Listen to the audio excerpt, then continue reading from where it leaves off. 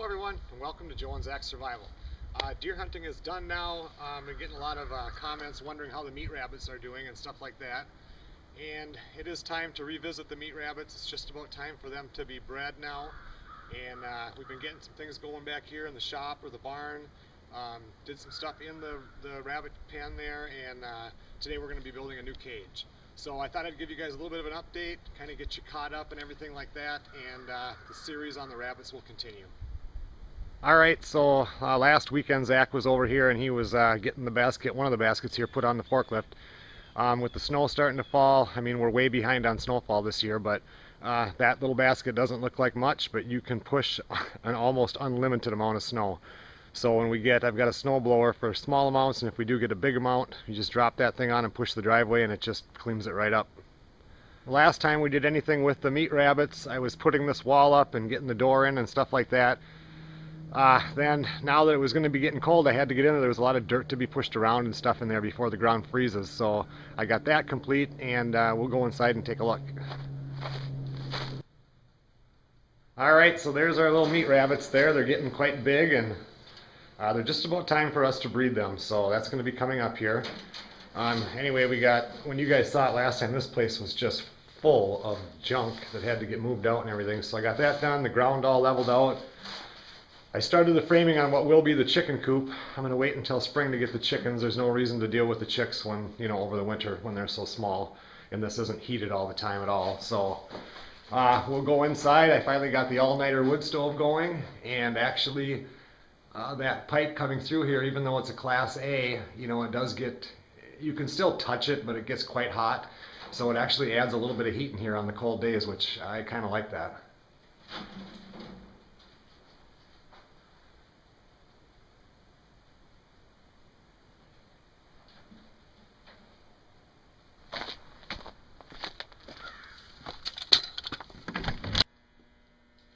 Okay, so last time when we were doing the little barn area out there, you couldn't even hardly walk inside the workshop here. There was just so much stuff after the move that was piled in here for somewhere to put it.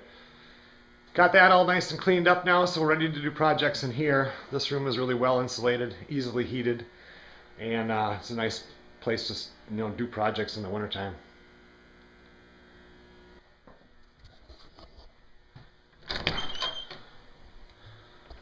Okay, so in here, like I said, I got that all-nighter wood stove hooked up, and I had real high hopes for this stove.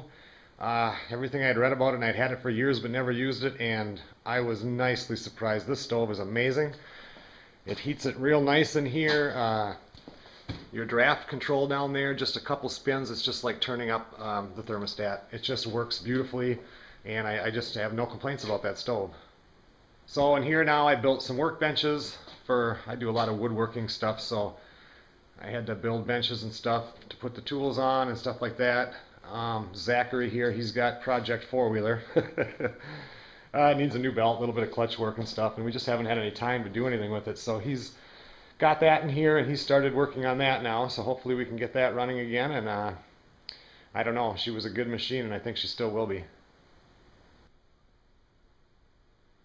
Okay everyone, well, that's kind of an update about what's been going on back here. A little bit more organization finally, which is nice. So anyway, now I have a rabbit cage to build. Enjoy the time lapse.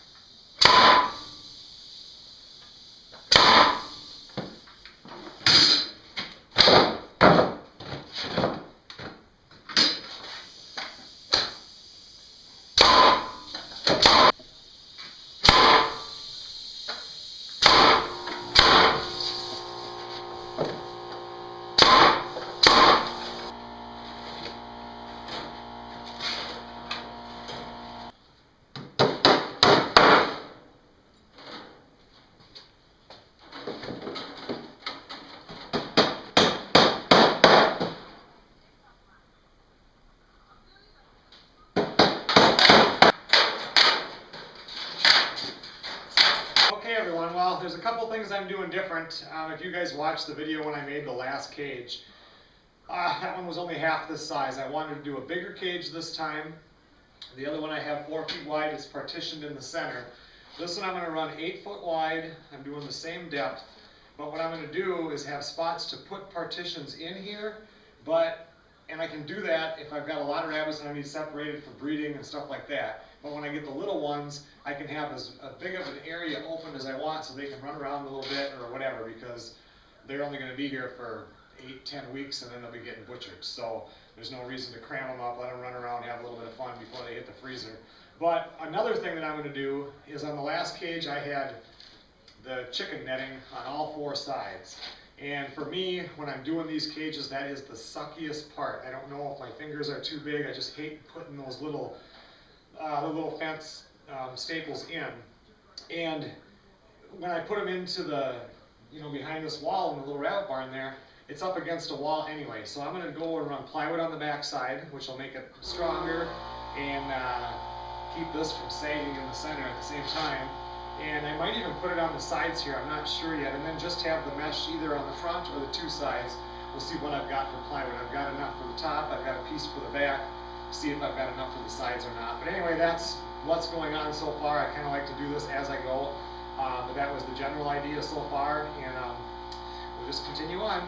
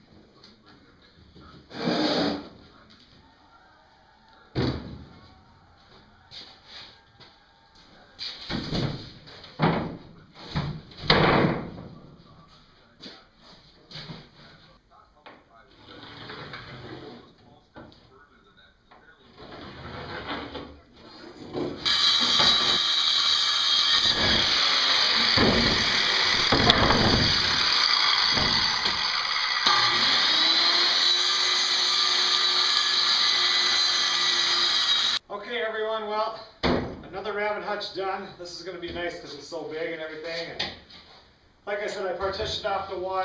This one here I could partition off again.